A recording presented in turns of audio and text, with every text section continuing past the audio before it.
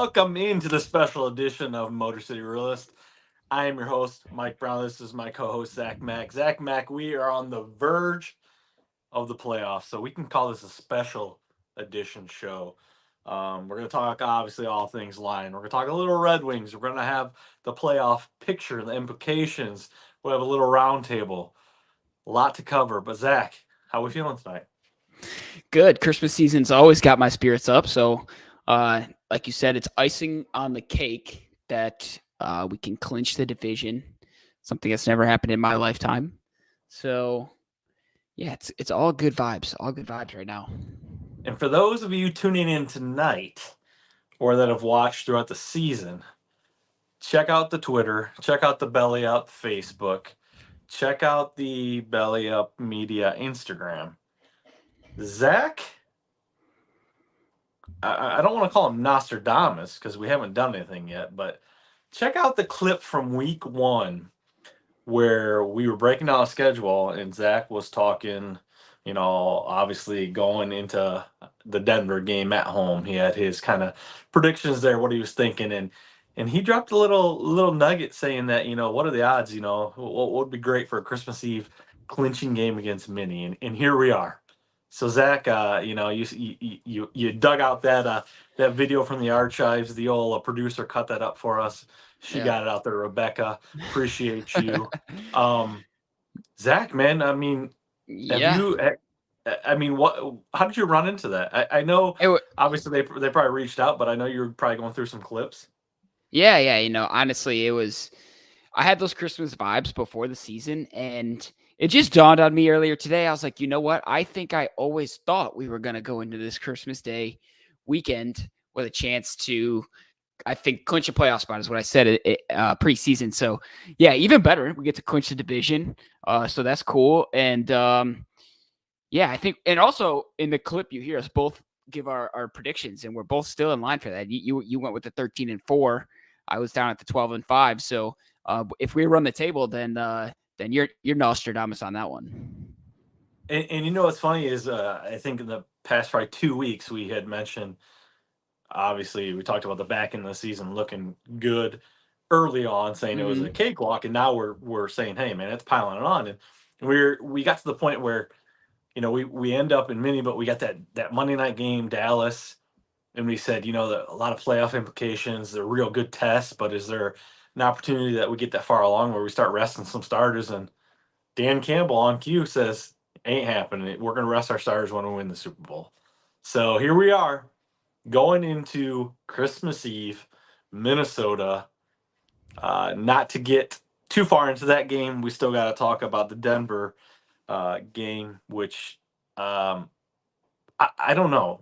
I'm leading into Christmas Eve, but Denver, Zach, man, this is the game that I feel like both of us were kind of wrong. We kind of had our predictions. We both kind of thought we were going to win, but it was going to be close.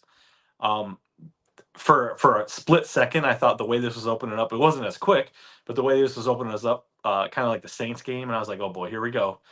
We're gonna get up and we're kind of gonna fall, but man, a lot to be said about this game, a lot to be excited about going in this late in the season, bringing some people back, starting to get healthy. But Zach, what was your take? I know you being in Florida, were you able to watch the game? Yeah, I did watch this one, and yeah, I texted you early on. Obviously, I didn't. I was pessimistic from the get-go because I think last week I had actually picked the Lions to lose this game, so I was already kind of going in it with not the right mindset. And Goff takes a sack on the first drive and it kicks us out of field goal range. And I texted you and I was like, you can't do that. Like this is how we're going to start this game, really. But then after that, obviously, couldn't have been better. 5 tutties, I think, for Goff. 3 of them to Sam LaPorta. Offense was clicking. Ben Johnson name getting circulated all over again. And 15. Not to get too excited. Yeah, I did see this. $15 million is the possible asking price per year for Ben Johnson at this point. Which would be like, I think I read the highest for anyone who's never won a championship before. I think. And I think Kyle Shanahan is making $10 million a year, for put it in perspective. But yeah. We'll get to that. But a lot of Lions fans saying, after that game. Oh, that's a high asking price. Kind of like wink, wink, nudge, nudge. You don't want to pay that guy that got that much money because we want to hang on to Ben. But it's funny because everything that we've talked about in the past 2 weeks is coming to light this week.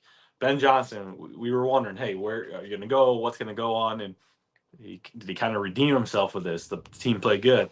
Aaron Glenn, the defense held up. So overall, I think this is probably one of the most well-rounded games that we've had. Offense looked good, defense looked good.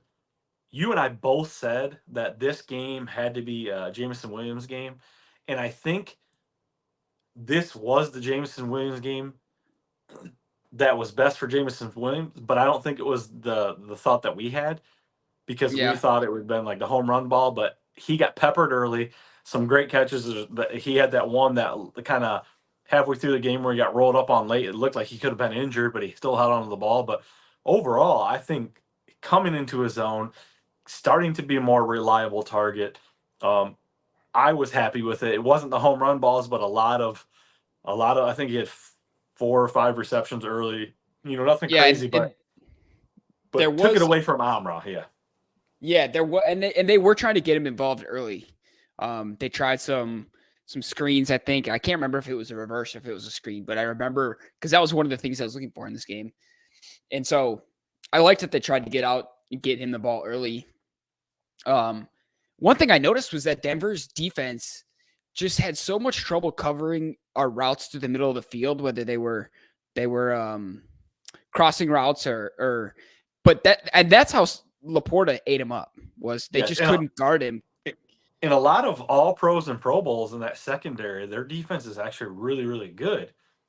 I was shocked at how unprepared they were, to be honest, especially with that being like a Sean Payton defense. I was just gonna say, we talked about Dan Campbell, Sean Payton relationship, and I don't know if you saw the pregame, the interview saying that Dan Campbell said there's so much respect between those two guys, but he knows that Sean Payton wants to embarrass him. And it's not a disrespectful thing. It's just that's Sean Payton's mentality. He's going to go out there and put the pedal to the metal, and they've been playing good football lately. But, I mean, I feel like we talk about LaPorta. We talk about the rookies, and LaPorta's up there, obviously. We continue to talk about him. But even as good as he's playing, I still don't think he's getting enough love. I mean, that game solidified – we talk about him breaking Dicka's record, it's on pace. But that game, I mean, he just and a lot of these catches are contested catches. They're not him wide open. I mean, he is destroying tight ends in the touchdown category, like destroying them. He is making plays, and I saw another company, they had a podcast today or a live stream when I was watching them. And they said this is like one of the first years that back to the Gronk and Greg Olsen days where the tight end, well, even though you didn't necessarily draft tight ends high as far as fantasy football, the tight end, well, you can start almost 2 tight ends a week with LaPorta coming in, Trey McBride, some other players that maybe kind of were under the radar. You got your Kittles, you got your Kelsey, but I feel like the tight end position is coming back, and here we are talking about LaPorta, the rookie, which I think – I mentioned cornerback and tight end is probably one of the positions, the hardest positions to come into as a rookie. But man, I mean, we're not even talking about Amra. We're not even talking about Gibbs. Gibbs had a great game, but I mean LaPorta. I mean, Goff, 5 touchdowns. So much. I don't know. I just feel like so much parity to the last episode where a lot of pressure on Goff. I know one game doesn't make things, but here we are. People are calling for his head, and he's got a 5 touchdown game, and boom. I mean, we shredded Denver. What was your biggest takeaway? Did you watch the defense side of the ball, offense side of the ball? Do you think it was a well-rounded game? I mean, what was your? Obviously, we talk about JMO, LaPorta. I mean, what did you see in that game that maybe excited you? Maybe we've been waiting on to build into Minnesota. I think what shocked me the most, I'm just going to reiterate, was how Denver's defense just couldn't seem to figure out our offense. And I really think, like, I'm okay with making this the Sam LaPorta episode, honestly, because I really do think that the way he goes about, like, if he stays on the straight and narrow, he very well could be the most important person to the longevity of a dynasty if it becomes one. You know, he could be the Travis Kelce of the Detroit Lions. And Yes. because he's still got, like you said, he's still young. And so if he just, you know, the sky's the limit for him. And that is what stood out to me in this game specifically, because obviously having the 3 touchdowns helps. And now he's 3 touchdowns ahead of everyone else in the league as far as tight ends goes. And I think he's tied for 3rd as far as all pass catchers go. And he just needs a few more yards. Did you see that for the Lions to be the first team to have 2 1,000-yard rushers and 1,000-yard receivers? And one of those being LaPorta is insane, you know? Yeah, and I love it. This is not mentioned before the episode, but the fact that we can say this is the Sam LaPorta episode, I'm behind that, because what he has meant to this team, even though again we've talked about him, people have talked about him, I still don't think he's. And I know I'm not a Lions slappy, but I mean what he is doing for the Lions for the tight end position, I mean unheard of, and continues. Amra had a decent game. Like I said, Gibbs. I mean, all these. It was an offensive explosion. Granted, LaPorta had the 3 touchdowns, but I mean, he's consistent. He's probably one of the most consistent players that I've seen in a long time, and he's a rookie. And he is, you know what stands out to me is that he is wide open. I feel like a lot. Like, and he on tape, he wasn't the fastest. He didn't run the best routes. He wasn't the strongest. There's just something about him that is, and you said it, like Denver's defense, especially their secondary, there's no slouches in that secondary. There's some hard hitters. There's some really good Pro Bowlers, some All Pros that, hey man, maybe there's not a lot of tape, but I would assume by, this far in the season, there's enough to game plan for Sam LaPorta, So overall, I mean, just really, really, this goes back to Brad Holmes. I mean, we scratch our head on draft day, wondering what's going on. Hey, yeah, you're getting a lot of value at position, but do we really need these positions? But we continue to talk about this rookie class, 4 starters, possibly 5. I mean, these guys are just contributing. And when you think Gibbs is the man or Campbell is the man, then LaPorta comes out, and then next week we're back and forth on all these guys, and it's like I saw another thing that really, really it made a lot of sense, where they said, hey, as far as the Gibbs situation, yeah, we know what kind of talent we drafted, but we're going to ease him along. And everybody was so mad early on the season, we're not giving Gibbs the ball. We're not giving Gibbs the ball. And here we are, 4 games of the season now, Gibbs is getting the ball, obviously back then. So basically when the college football playoff starts, Gibbs is expended. I mean, he's spending all of his energy, everything's done. Now, basically, in the season is when that would happen, and Gibbs is really hitting his stride because we kind of eased him along. So while he's not necessarily fresh, he's built for the long haul this season, because we didn't use and abuse him, and that's a lot. That's one of those great things. Then you got Montgomery, and I know I'm going on a rant, a tangent here, but man, I mean, a lot of excitement from that game, and I don't want to get too far ahead of myself, but we didn't have any talked about the defense. Yeah, that's a really good point you bring up. I think, because I think that's lost on a lot of people when you're talking about a rookie and easing him in, is how many more games it is in the NFL than it is in a college season. So I think that's a really good point. When in like you said, he's just not hitting his stride, and he's now at, like, we've played 14 games now, which is about the max you're going to play if you're going the distance in a college season. So now you're getting into uncharted territories, and it's, if you worked him like a workhorse all season, then you really don't know what you're going to get. It's a big question mark. But the way that they approached it, I think that's, and that's lost on a lot of people. Like, because like you said, it was towards the beginning of the season that people were complaining, and they're not complaining anymore. And to be at almost 1,000 yards already as a rookie, especially when you've already got a 1,000-yard rusher on your team, like, obviously, yeah, we keep saying it. There's so much to be excited about on this offense. And when they play a game like that against Denver, it just gets you going. But yeah, like you said, the defense also showed up. It wasn't the Saints game repeat, which I like how you said you had a little bit of flashbacks, immediate flashbacks, because you texted me that. You're like, if they come out flat in the second half, I'm going to be so pissed. But what they didn't, man, they stood tall, and it wasn't a repeat of the Saints game where, although we won, it ended up being close. I mean, this was what did we finish 42-17? I don't think either of us would have ever predicted that. No, and I think this is where every episode just kind of hits in stride. I mean, we touch every point. We talk about Dan Campbell's. We talked about Dan Campbell, Ben Johnson, their progression the past couple weeks, and Dan Campbell. He had to light a fire under this team after this past week, and there's one thing that I was concerned about is halftime adjustments, and I felt like this game. This far into the season, you're talking about the Eagles. People are writing them off, saying because they lost two back-to-back games. Like, I'm not doing that. San Francisco had two back-to-back losses, early in the season. While they're not written off, there was a lot. You saw what happened to Dallas, and there was a lot of skepticism around Detroit. And by no means am I saying we're going to win the Super Bowl, but I feel like they righted the ship. Everything fell back into place. But now it's like, do we get ahead of we can't get ahead of ourselves going into mini because we can wrap it up. And it's basically NFC all the way out, obviously, divisional games outside of that with Dallas. So I feel like everything, even though we talked about the backside of the schedule being soft, it really plays into our favor. Obviously, we hold our own destiny. We control that. Defense played good, but yeah, that Denver game, I feel like that was the most complete game. Ben Johnson, Aaron Glenn, everybody. I think that coaching staff, they went into halftime. They didn't come out where to the point where they're just going to get rolled over. So hopefully that builds some momentum. Ragnow's back. Got some guys back. CJ, we haven't even talking about Gardner Johnson. Right. That I mean, we're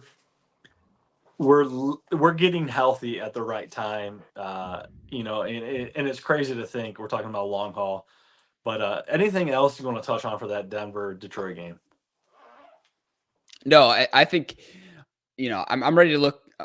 Yeah, let's look forward because I am really. It's going to get really interesting how this shakes out. And you touched on the Eagles kind of slumping lately, and that means a lot for the one seed being up for grabs. Obviously, San Francisco holds out right now, but I think their schedule is a little tougher going down the stretch. Obviously, we've got the big game against the Cowboys, but Minnesota first, and this one is away. What are your, we touched on CJ Gardner. Is he coming back for this game? Is he? I haven't seen exactly. I know he was cleared last week. It was all about, Campbell said, basically getting him in game shape. I don't know necessarily that they're going to set him out. Maybe he plays. Maybe he is on a snap count. I don't know. He's one of those guys that he's an emotional leader. We talked about Branch. They didn't want to move him around too much, so he's got his snaps kind of reduced because they want him to focus on one position.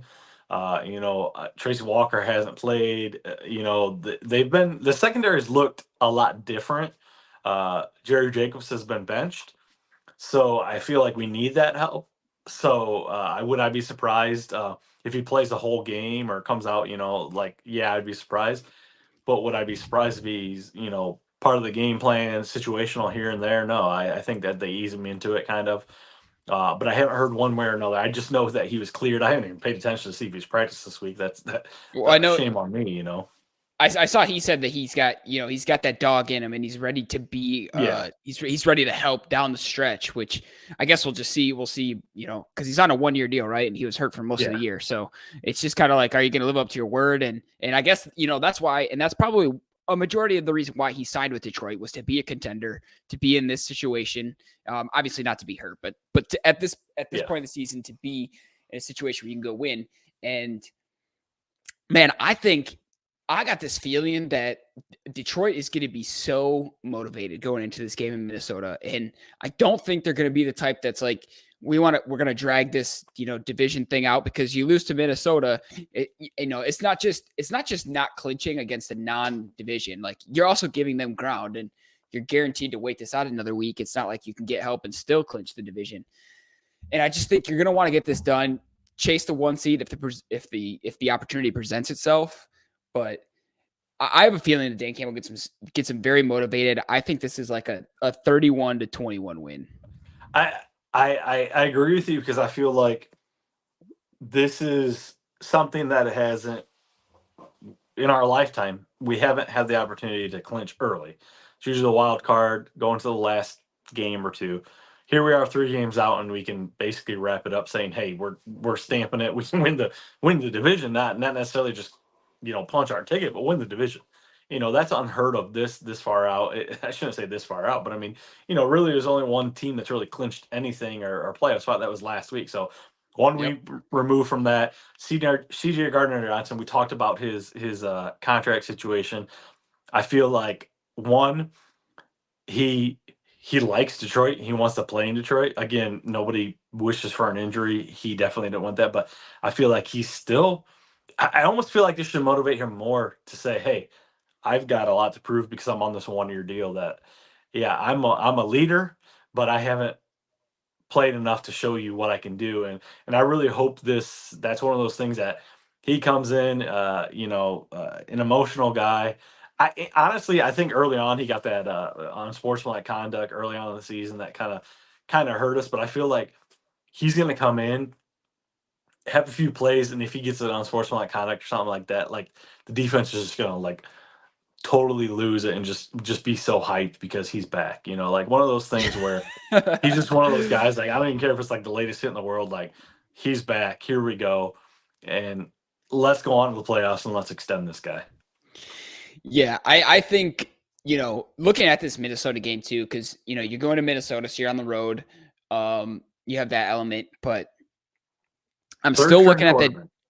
Yeah, and I'm still looking at that defense because I said it 2 weeks ago, or actually I said it last week after going into the Denver game, that we weren't a contender because of the way our defense was playing over the last 5-6 weeks. And yeah, they played great at home against Denver, but I'm not going to flip that easily. And I'm going to say, look, I still need to see something out of defense. This is a division opponent. This is somebody that can keep you from winning the division, at least for the time being.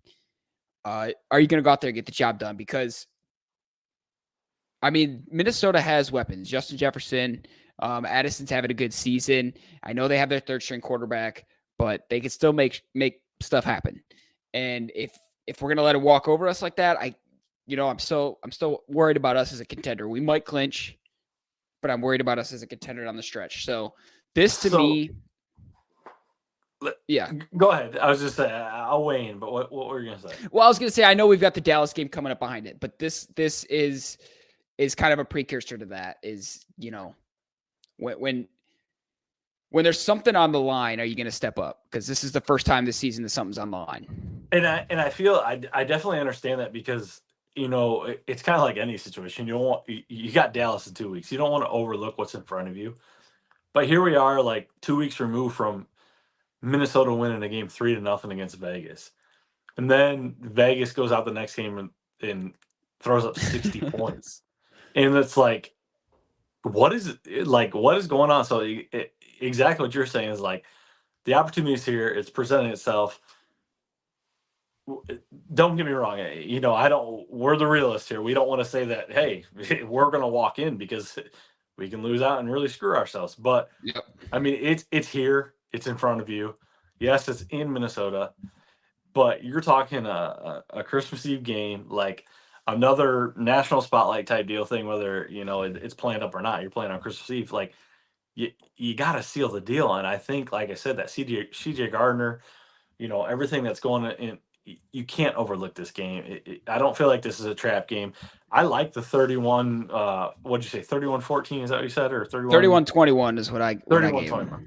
I'm kind of on the fence of 27-14. I feel like our offense keeps going. I think our defense, 14 points against them, even though, like you said, third string quarterback, we mentioned that, but they still got tons of weapons. I feel like holding them to 14 points, any game in the NFL where you hold them to 14 points, no matter who's playing quarterback, is a huge win and can really, really build into Dallas, because that game, even though Dallas got throttled last week, I still think Dallas is an offensive firepower, even though they don't have much of a running game. There's just a lot to be said. And I got my one fantasy tie in here. I started Dak Prescott last week and he lost me. He lost me to go to the next round because he got me a whole whopping 8 points. Of course he did. Yeah. Yes. So, yeah, I don't think we overlook this game. I think we finalize it. I think we stamp our ticket, and I think it's put the ears down, pin them back, and full force to the playoffs. Yeah. We're not resting anybody. Yeah, I think the biggest mistake that we could make is telling ourselves that we play Minnesota again in 2 weeks. I think the moment that you tell yourself that if we don't beat them, we can beat them in 2 weeks and still clinch because it's, you just got to basically win one of them. You've lost. The moment that thought creeps in your mind, you've lost. So I think that's the only thing is as long as we keep that, obviously, you got Dallas coming up, but just keep that 2 weeks away. Just keep it far away. And I think we're fine. I think we win that game. So, but elsewhere in the playoff picture, what has got you intrigued? Because honestly, you live in Ohio, so I got to bring this up. Like Cleveland is having the quietest 9-5 season I have ever seen. I was literally just at dinner with one of my buddies. He's a Cincinnati fan, and I said, he was at the game last week, and he was like front row in Cincinnati in the end zone. I said, "How much did you spend for those?" He says, "As soon as Burrow went down, like they were dirt cheap." And so I was laughing, and I'm like, that division, even being wide open, is still a good division. I mean, Baltimore, yeah, it's probably the best team, but you got Cleveland. You've got Cincinnati, and somehow the Steelers are still alive, even though they look like crap. But you're talking the same thing with Cincinnati down to their backup. You're talking Cleveland down to their backup, and Joe Flacco looks like an MVP. In his shortcomings, but like I don't know what to expect. We talk about the NFC being this year like a powerhouse. San Francisco's running away with it. Excuse me, but I feel like all the NFC teams outside of Detroit, granted they had one win that looked good just against Denver to kind of right the ship, and all these other teams are kind of falling off. It's like, you see Buffalo win a big game against, that. I mean, I feel like everything Kansas City is falling off, and I think I said that early on that Kansas City it's not the team that it used to be. But I think there's one team that we're definitely not talking about, even though they should be talked about, is Miami. Miami continues to roll on. Tyreek Hill didn't play. I mean, there's just so much.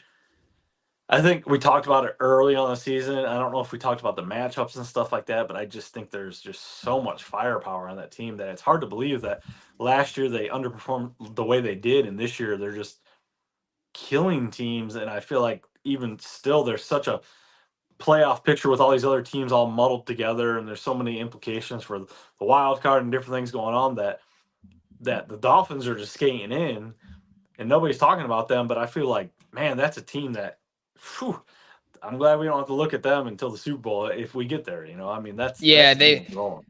Yeah, and I see the narratives against them is that like because their losses are against good teams, right? And everyone's talking about that, and so maybe, but look, I honestly think Miami's got a chance to be the AFC champion.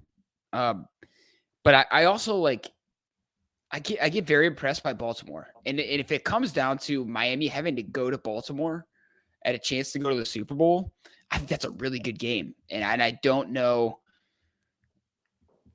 I mean, I feel like we've talked about it all year. Miami's got that ability to explode for points whenever. And it's just, I don't know.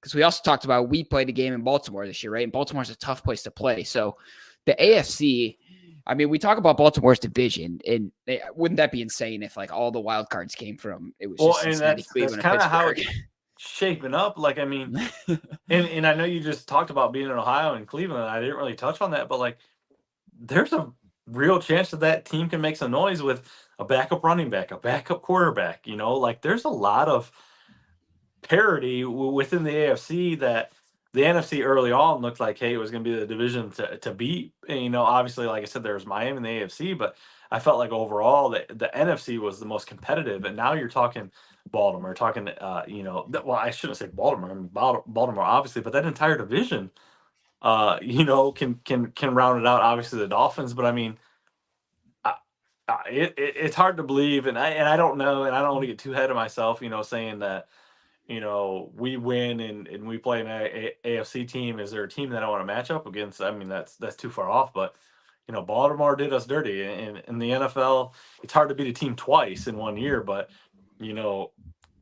dang, I mean, do you want to see Baltimore? Do you want to see the Dolphins? And again, we're way, way ahead of ourselves, but I mean, yeah.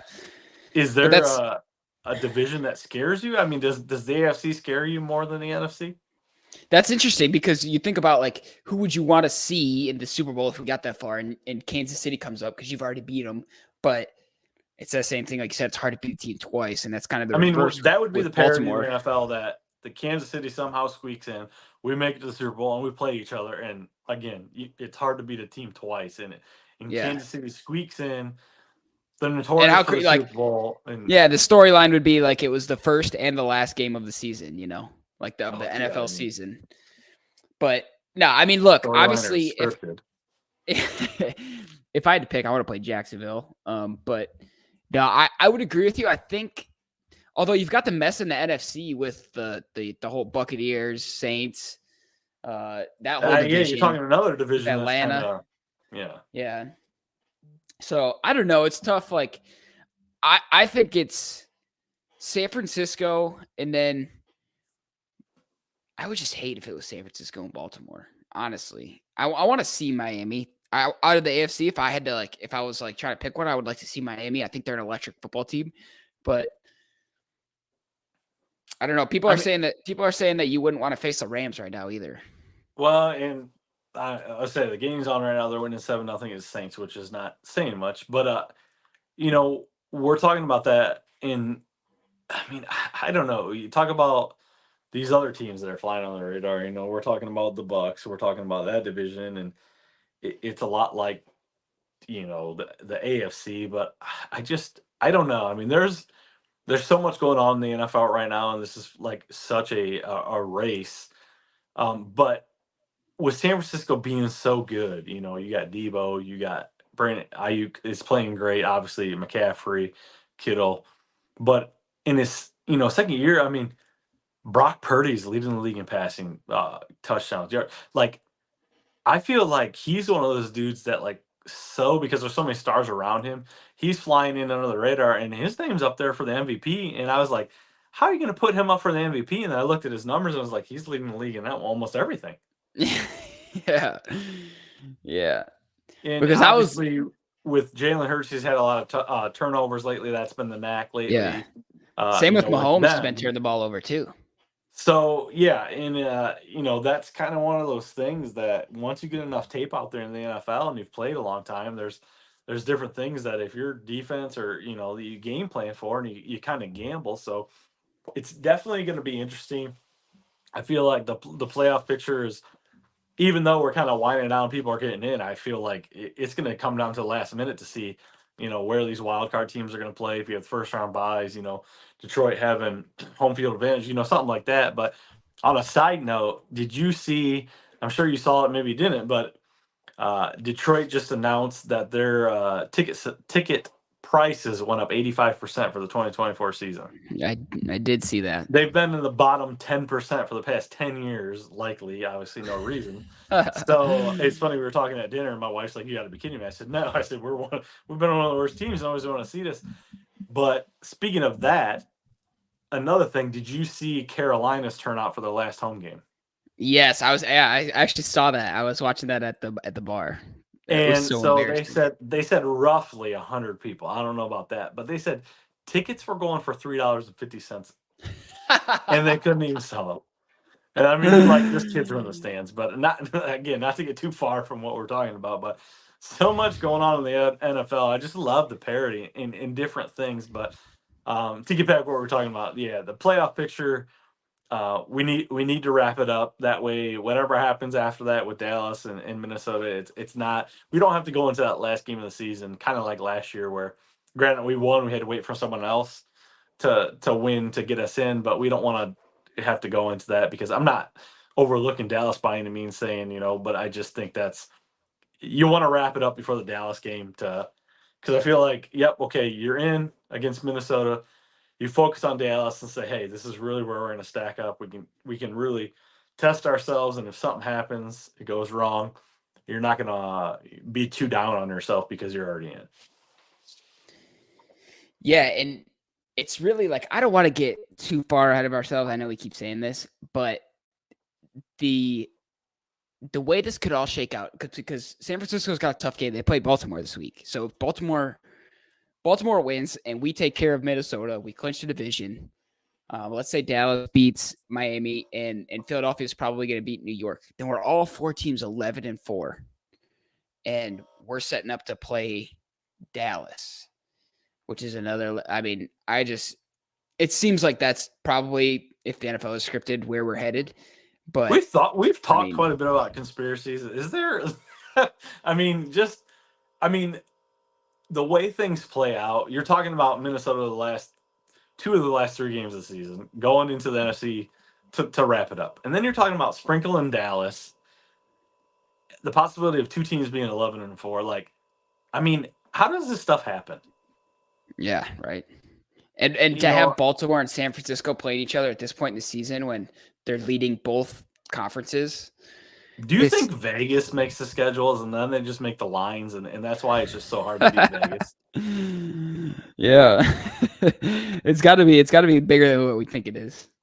So, but it's gotta be. But anyways, we got our predictions in. We've got the playoff picture, the implications. We both think we should wrap it up this week. Huge game, obviously, that way we don't overlook into Dallas the following week. But kind of before we get into our roundtable, we'll transition a little bit out of football. And Zach, I don't know if this is a good thing that I tee up to you or not, but give us a Wings update here, man. What? I mean, last conversation we had was a little different. So what's going on? Look, man, the RedWings might have a Patrick Kane problem. Is there a curse of Patrick Kane? That's what I was saying. Yeah, man. It is not good. Like, obviously, we talked about it being an experiment, and we've won 1 game since he's been in the lineup. So since we last recorded, it's been 4 straight losses. I don't know. Because I watched the game last night, and we scored 2 goals, and Kane's got assist on the first goal, and he scored the second goal. So, it's tough to blame it on him, but hockey's not like basketball or like football where, changing one guy doesn't change a whole lot in your lineup. It shakes up your entire lineup, and it messes with the chemistry of everybody because you're playing with different guys on the ice. And so I don't know. Do you look that far into it and say, man, is this Kane? Because also the coach is in a tough spot, right? Because he can't just sit Patrick Kane. No, because you're not like we didn't sign him to sit him. I feel like we're shuffling a lot of lineups. There's some injuries. I think Larkin, is he back yet, or he's supposed to be back? Yeah, he just came back. So that's one thing. But I mean, like you said, you bring in a Kane that says, "Hey, I'm good at earning my minutes," and then all of a sudden we're injured, and it's like, well, we need you, so we just kind of run with you. Yeah, and it's not, the frustrating thing is it's not translating into wins. And here the crazy thing is, like, it could not even be a Patrick Kane problem, but it's just like, of course that story is going to persist. Oh yeah, because since he signed, yeah. Yeah, it's like, did he sabotage us from within? But no, yeah, that's that. No, that's pretty much the extent of Red Wings lost all 4 games since we last recorded, so it's not getting any better. And apparently, when they talked to the coach, they talked to the players. Ever since they got back from Sweden, they had this portion of the schedule circled, knowing it was going to be a grueling, because they've had a lot of games in a lot of days, and it's not turned into results. It may stall the rebuild. Who knows what kind of effect it'll have on the long term of the season? But obviously, we're losing grip on our playoff spot, and teams are catching us. And it's gonna be interesting to see how we attack 2024. It'll be a testament to this young team. Obviously, a player like Kane that can kind of be a locker room savant, to help us, and obviously Larkin coming back. But yeah, it'll be interesting to say. No comment on the Pistons. We didn't even worry about writing them in this week. Not good. Still not good. Yeah, I mean, we can't talk about 2 teams on losing streaks, even though 4 games or 24. Not games, during the Christmas season for sure. Yeah, so I mean, the way I think the Pistons are just waiting for the new year to come around at this point. So, but hey, on one hand, I'll take it if the Lions make up for all of it. But yeah, I mean, really, if who would have thought in our years of existence that the Lions are the ones that are really good, so. Saving Detroit. But anyways, here we are. We talked obviously big playoff implications for Detroit Lions. Previous Denver, obviously going in a mini. Obviously, we'll look at Dallas and then finalize things with Minnesota. we talked quickly about the Wings, the losing streak, but you said they had it circled on the calendar, so they knew it was going to be a rough stretch. We'll see how they rebound. But Zach, to finish this out here. Every once in a while, we bounce around with a roundtable. You got a little roundtable topic that we want to talk about, don't we? Yeah, topic is for me this week is college basketball. And speaking of Detroit, Michigan State had a big win in the Motor City against Baylor. Yep. Number 6, one of the few undefeated teams left, took them down. It was good to see. But no, what I want to talk about in the roundtable is how many more early season awesome matchups we're getting in college basketball. College basketball always sets the stage like that. But it seems like they're ramping it up in the past year or so, where we're getting more and more teams are getting out there, playing other good teams, and we've got these mini tournaments going on. And I know I did a roundtable piece on college basketball in the past where I was harping on the rankings don't matter at the beginning of the season. I still believe rankings don't matter at the beginning of the season. Yeah. No, I agree. I think that's why they do this. Yeah, exactly. But it's still cool to see, like, you got number 10 playing number 7 tonight. Tomorrow we got number 21 taking out number 5. And it's like, yeah, these rankings don't matter yet, but still, it gives me a reason to turn it on. So I feel like college basketball is really going in a good direction right now. I want to turn these games on. I was just watching the Kentucky Louisville game before we recorded, and it's just like, I love to see this. It's going to be interesting to see, because, like, personally for my Sparty team, we lost to a lot of the early ones. We lost to Duke. We did beat Butler, but lost to James Madison, who was still undefeated, and took some L's to Wisconsin, who was ranked at the time. And so Michigan State is losing to a lot of these ranked teams, but it's going to be, I'm interested to see how it's going to shake out when the whole bracketology things comes out. I mean, obviously they got to have a good season, but it's so different. Quality losses. Yeah, quality. Yeah, but it's so different from the culture of college football, where they treat every game like you have to win it, and you're crafting your schedule so carefully. I don't know if they do it so carefully, but it seems like you got to be wary, and it's going to get a little more interesting with these conferences merging. But in basketball, it's almost like they're like, yeah, give me Purdue, Arizona, Kentucky, Duke, Kansas in a row, and like, let's just see how our team tests in the beginning of the season. And I think it's absolutely awesome for basketball fans. And it's funny you bring up this, because on the opposite spectrum, I was going to talk about Florida State coming out saying that they want to potentially leave the ACC in football. And my passion, on the flip side of your passion of the college football playoff and your rant and stuff like that, is the college football transfer portal. I feel like is the worst thing for the game.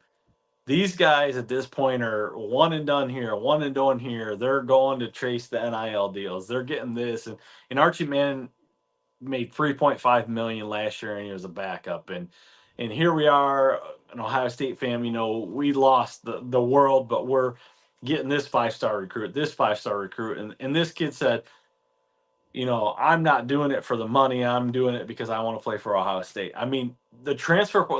Let me ask, and I think I've asked you this before, but college football and the transfer portal, once that opened up, the NIL and everything like that, I mean, it almost feels like there's no loyalty, there's nothing. So basically, that means you're not gaining anything but by being a college athlete. If you're a good athlete, you're going to be able to go wherever you want. You're going to play. You're going to bounce around, whatever. If you don't want to deal with somebody in front of you that maybe is another 5-star athlete, you're going to go somewhere else. And yes, you're going to light it up.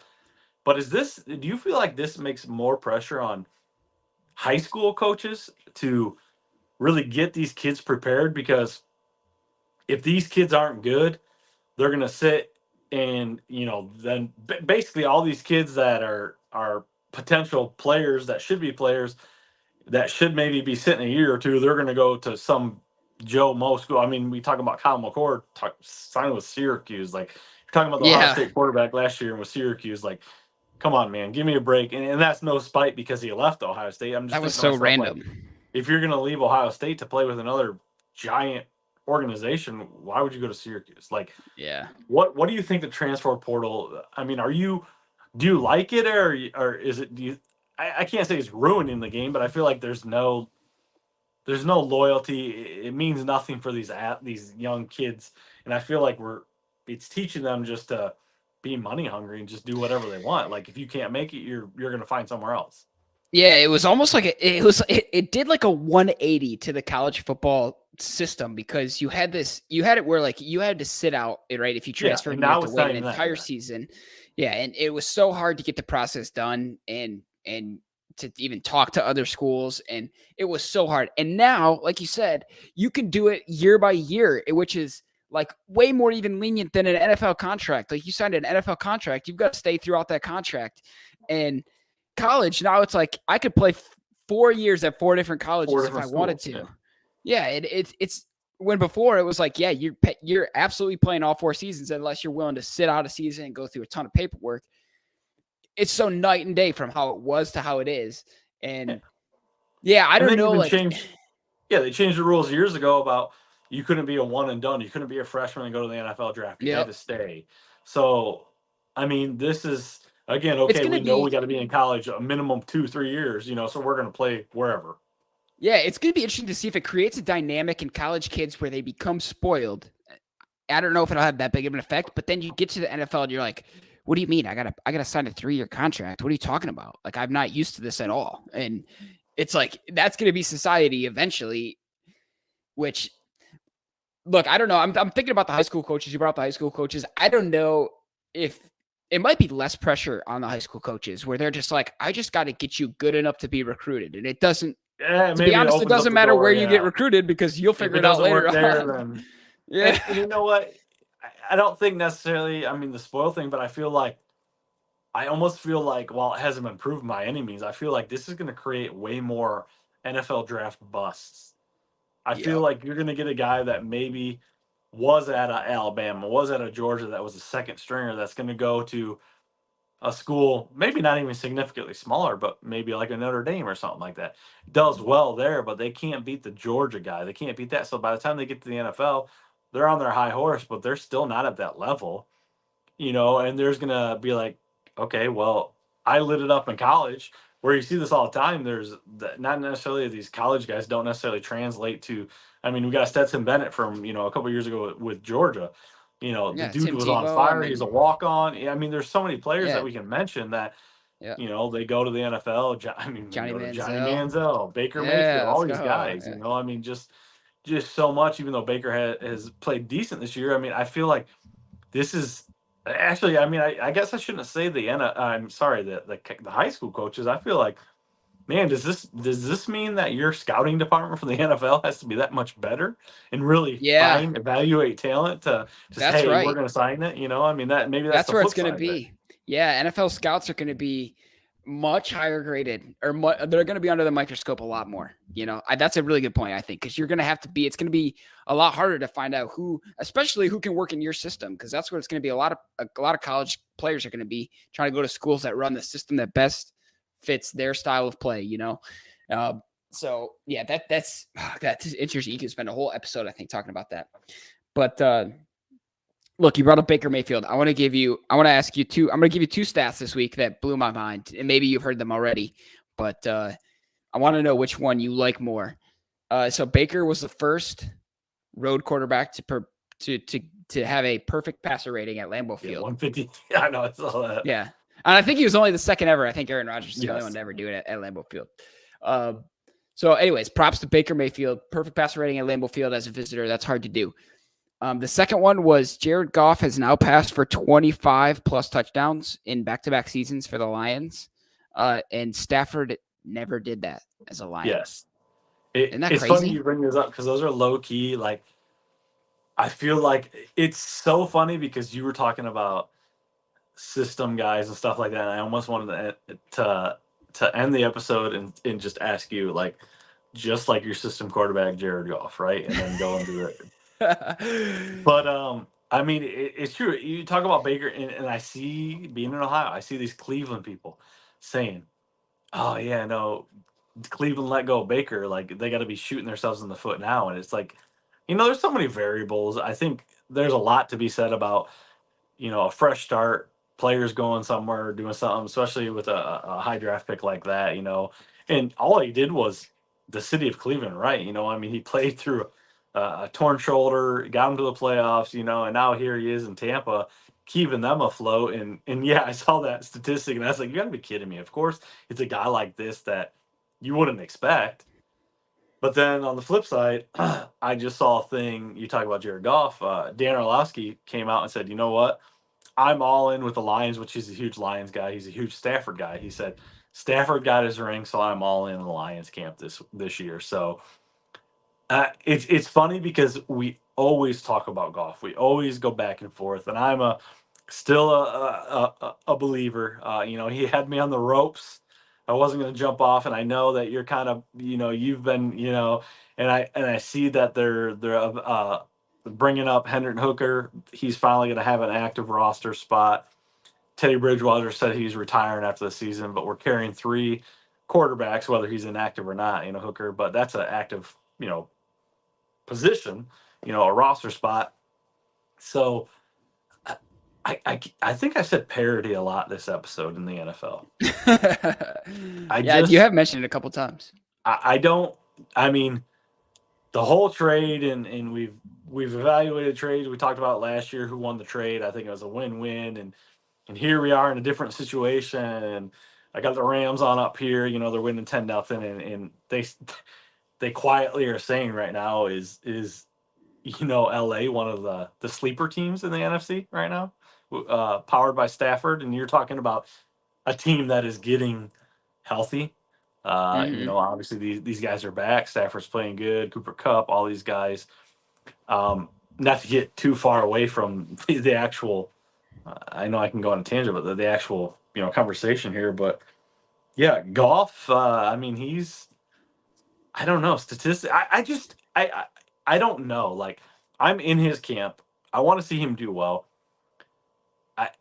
He's winning. He's doing well, but I just don't know. Like, last episode, I'm sitting here saying he's playing himself out of contract. Obviously, this past week he had a great game. Nothing's going to change overnight, but that is the wild card this year. That is, I really do not know what's going to happen, and I feel like that's where Brad Holmes has made his money and the draft. So what's he going to do in free agency? What's things going to look like next year for the quarterback position? I just think, like, my whole stance on Goff is that when he's on the same page as Ben Johnson, I think he's great, right? I think he's a smart quarterback. I just don't think he's a guy that you throw money at. Like, I honestly think Stafford would do just as well in this offense, So honestly, anyone that's willing to learn it, to be honest, Hendon Hooker for that matter, if he's willing to learn the offense, it's quick reads, it's stuff over the middle, it's play action. It's I'm not going to act like I know Ben Johnson's playbook, but it's very just be on the same page with the coach. And I think Jared Goff is just very good at that. And so that's why he excels. But so I don't mean on a knock, like when I say he's a system quarterback, it's got you at 10-4. Like, I would take that any day. And I feel like we talked about that too, because it's exactly what you're saying. Like, could we have a guy in there with a big arm that throws a JMO that extends the field? Yeah, probably. I mean, we'll take our shots here and there, but they're few and far between, because I feel like that's the one part of Goff's game that deep pass, even though last year, I mean, we kind of lead the leagues in one of the 25 and over, but, yardage. But I just feel like those are the things that are missing. But am I going to be mad if he signs? No, but I feel like I don't think it's going to be, and there's no reason for it. Justin Herbert, the Joe Burrow, even back to the Stafford, like, the contract is not going to rival any of those. And that's where I think Brad Holmes is makes his money. I think that's where he's going to know that, I think, and I'm not saying that Jared Goff is going to give us any kind of discount because he basically revitalized his career here, but I think in his situation, he's in a good place. He's not going to be able to go anywhere else and do this over again. And I'm not saying the Lions by any means are better than anybody, but like you said, when he and Ben Johnson are on, the weapons around him, I just feel like it's the best bang for your buck for him to really settle in and not demand that huge contract, but also stay here and get us what we need. Oh, man, that would be best case scenario if he honestly did realize that. And he was like, I have weapons everywhere. I have this offensive coordinator who's a genius. And you talk about LaPorta. Don't need any more money. a Yeah. young tight end. Amra's still young. They're all in the rookie contracts. I mean, Man, if he granted, has everyone's going to get paid, but we have money.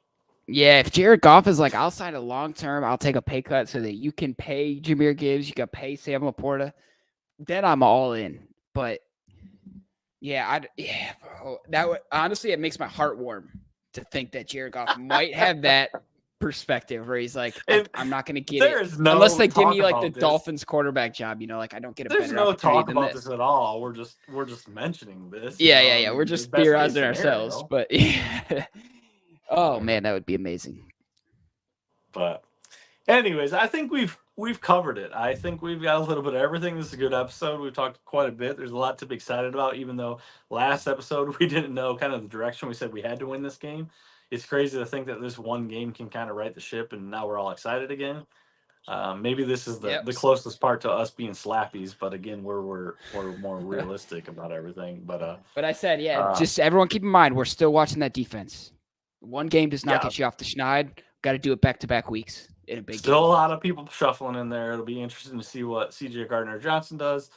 A lot shuffling in that secondary. Houston should be back soon, hopefully. Irvin's slowly getting worked in. It's it's one of those things that and we talked about it last episode. I saw there's a few maybe linebackers or defensive ends, defensive tackles have been released, looking for new teams, looking for contenders. It'll be interesting to see kind of what kind of pull we have. But Zach, before we get out of here, anything else you want to touch on? No, I just want to say Merry Christmas to the people. Hope you all have a happy holiday. Obviously, Christmas gift we're looking for is that Lions win. But just enjoy all the football this weekend. If you're an NBA Christmas kind of person, hope you enjoy the NBA. But we got 3 NFL games on Christmas Day. So just want to wish everyone a Merry Christmas, have a fun time, family, friends, and sports. Absolutely. If that's your thing. And I like it. Yeah, NBA is a big Christmas Day type deal thing. That's right. I feel like it's always head up by LeBron, but yeah, exciting and fantasy implications. Hopefully, you guys win a little money, and how that feels to lose fantasy and go into a family party knowing that you lost. Semifinals for me. But same here. So, but let's go. But anyways, we'll get out of here, and for me to be cheesy, it wouldn't be nothing else. But I guess at this point, most of you realize, on behalf of myself and Zach, I guess we won't be. Well, yes, we will, because I think we're next week off. So we'll see you next year at this point. So on behalf of us, we're signing off.